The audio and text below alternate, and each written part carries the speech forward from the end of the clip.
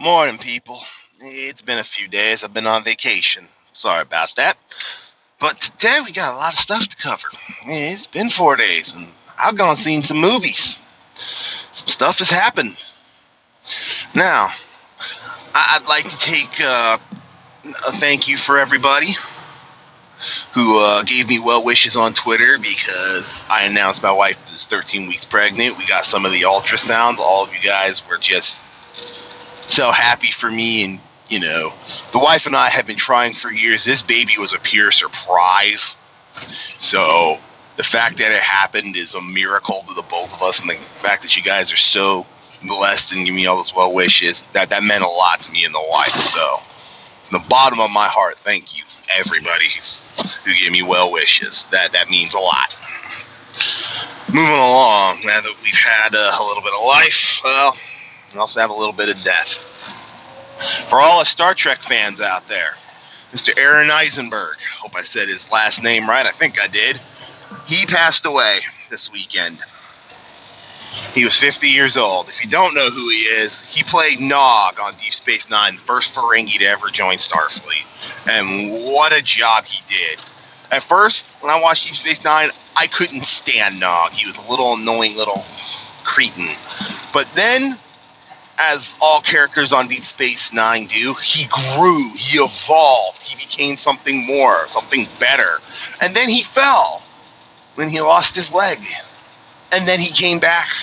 It was such a great arc for Nog. And the greatest thing is that if you play Star Trek Online, and I highly suggest you all do, you get to see Nog as captain of the Chimera. Yes, you get some Star Trek missions with Nog himself. In fact, they redid the opening tutorial, so instead of meeting the USS Renown and a Vulcan captain, you meet the Chimera and Nog, which is awesome. Absolutely amazing. So, if you guys...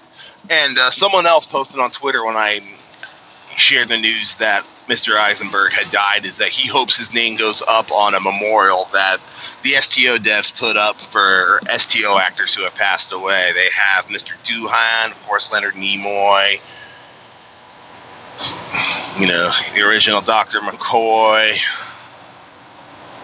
DeForest Kelly. I think even Andron Yelchin is also up on that wall, so I hope Mr. Eisenberg makes it on there. And I hope they also added the woman who played B'Etor, that she was such a great Klingon. But yeah, a little bit of interesting news. I actually got, of all things, the Star Trek Online, and it's one of the hardest. It's like catching a unicorn. I got a Tier 6 Constitution. Yes! So yes, I captured the unicorn this weekend. It only cost me $10. Some guys are saying, dude, I spent like $200 and didn't get one. I'm like, well, I got all the dumb luck. All of it. Because with $10, you get 4 cases that could possibly give you the ship. I got it on number 3. Total dumb luck. So, yeah, me. Excuse me.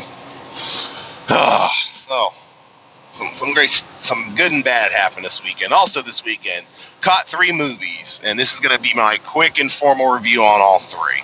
Well, the third one's not really a review. It's just kind of one of those things that was really cool. So, 2 reviews and 1 reminiscence. So, review number 1 is Ad Astra. Overall impression, I will give the movie probably a good 7 out of 10. It wasn't the most terrible thing I'd ever seen, but it wasn't, the best thing ever. It had absolutely phenomenal cinematography. Oh my god, the cinematography is some of the best I've ever seen. The entire moon sequence, oh my god, was it amazing. There are just certain parts that just made little or no sense. The ending was So, yeah, I'll put up my full review later, but that's just my initial impression. Moving right along, yes, I went and saw Rambo Last Blood. I'd give this probably a solid 8 out of 10. I was solidly entertained. See, Ad Astra was very thought-provoking and very absolutely amazing imagery, but Entertained, mileage varies. It's in the vein of 2001. Whereas Rambo: Last Blood, that was Sylvester Stallone taking that man out in a high note of John Rambo, and typical Rambo movie. But let me just say this: Rambo in this one goes all freaking out. You thought Rambo 1 through 4 he was doing some serious shit? Oh, they dialed the violence when he got violent up to about 12. But he got pissed for good reason. Though, the whole thing could have been avoided if one silly girl had just listened to Rambo. When in doubt, listen to Rambo. The man knows what he's talking about. But, of course, the girl didn't, and, well, hell got unleashed on Earth. The ending, it kind of leaves it up to you, but it's definitely one of those endings where you can draw your own conclusions. But I will say this: he kicks ass, he takes names, and he proves that one old Special Forces veteran can do a hell of a lot of shit when he's fighting on home turf. Oh my God, did he go ham. Tore them boys apart, figuratively and literally. Rambo goes ham one last time. So if you're expecting like this uber thought-provoking moving story, the story's good enough to get to the violence. That's about it. But yeah, when they said this is hyper-violent, they were not kidding. This movie is hyper-violent. And the last one. At a theater that I frequent a lot, there's this, they tend to play old movies. If you guys didn't know, about a week and a half, about 2 weeks ago, I went and saw Star Trek The Motion Picture.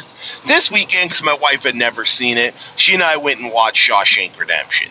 Now, yes, I have seen it plenty of times before, she never had, so I was like, let's go watch Shawshank Redemption. And boy, on the big screen, it looks amazing. And this is actually a first, the Shawshank Redemption.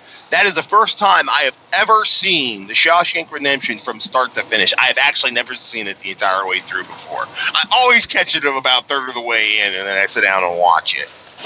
Or halfway. You know, it's one of those movies I never caught at the beginning. Like, I never saw the trial. I never when he first got there. But Ray didn't think it was like, oh my God, my most favorite movie ever, but she definitely understands why it's so highly praised. And it was the 25th anniversary since Shawshank Redemption had been released. My God, Shawshank Redemption is 25 years old, and it still looks amazing to this day. All the characters done so well. I mean, it's just such a great movie. But anyways, little stroll down memory lane for me, but I hope you all had a great weekend. Mr. Eisenberg, wherever you are, Godspeed, and thank you for all the great memories. Again, thank you everybody for the well wishes on my upcoming child, and I'll catch y'all next time.